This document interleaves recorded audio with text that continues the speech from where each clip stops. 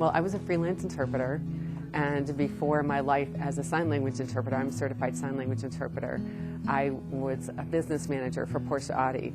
And I had kind of a life change in between there in my 30s and decided to go to school and become an interpreter. But I really missed the business world a great deal. And I became very frustrated in some of the different places that I was working through. And in the back of my head, I always had that, business background. It should be done like this, or it should be more professional, or I need this information. Or a lot of times the people running the different agencies were not interpreters and really didn't know what we needed out in the field.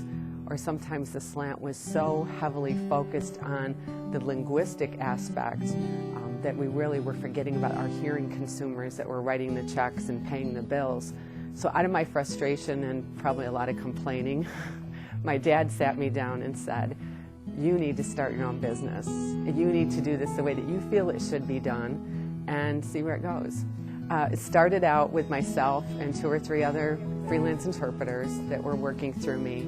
And in the first year, I think we grossed $40,000 that first year, and we've doubled in size every year our sales. We now have 139 interpreters that work for us. It's really grown.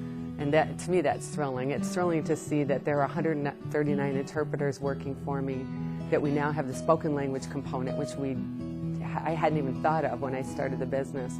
We now have the document translation. We are now translating documents in virtually every language. So to see it grow in these different facets of the business and to have that many staff is really thrilling. Sometimes as a woman in business, you're always going forward in fear and trepidation. And my dad was always telling me, don't be a girl, be a businesswoman about it.